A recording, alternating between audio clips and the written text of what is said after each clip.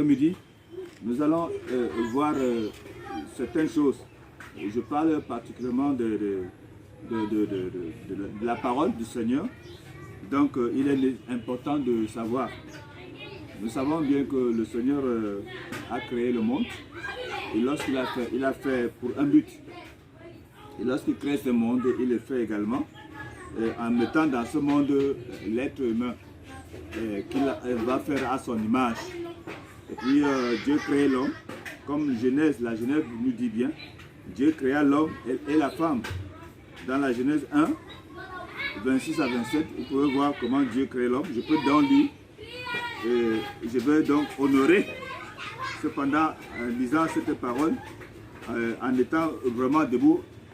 Donc Dieu crée l'homme à son image, nous voyons ici.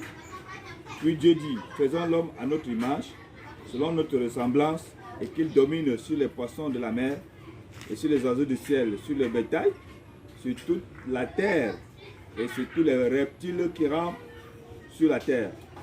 Dieu créa l'homme à son image, il les créa à l'image de Dieu, et créa l'homme et la femme.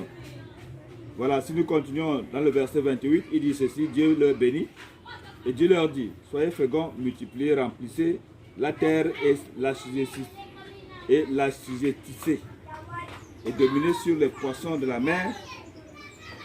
Voilà, donc dominez sur les poissons de la mer, sur les oiseaux du ciel, et sur tout animal qui se meut sur la terre. Donc voilà, nous pouvons nous arrêter donc à ce verset 28 pour pouvoir un peu commenter sur le sujet.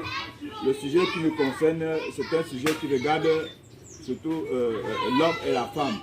Nous parlerons beaucoup plus sur la question de la femme qui a un grand rôle à jouer dans le plan spirituel.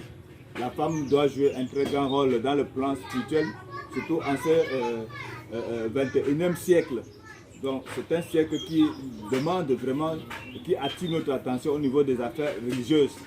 Parce qu'en ce moment, en ce dernier moment, nous trouvons des églises qui s'émergent, les églises qui naissent tous les jours, et naissent vraiment comme des champignons. Et on se pose la question de savoir où pouvons-nous trouver la véritable église.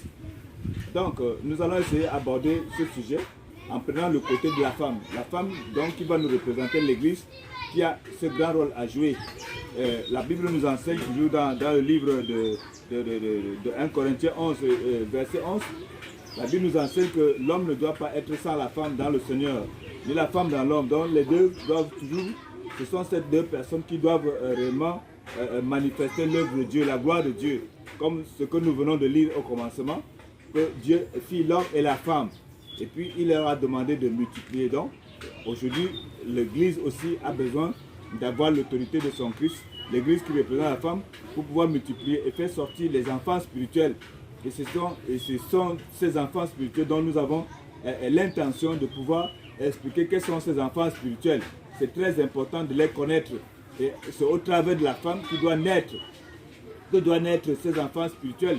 Il faut que nous le sachions. Donc, l'Église pour nous ne peut pas être un endroit, comme nous sommes en train de voir aujourd'hui, d'amusement, où chacun pourra aller faire ce qu'il veut. Il faut déjà qu'on respecte d'abord ce que c'est que l'Église, le corps mystique de Christ, qu'on respecte d'abord cela. Et vous verrez qu'en respectant l'Église, nous devons respecter aussi la femme, qui normalement est à l'image de Christ, qui est la meilleure de l'Église, je voudrais dire.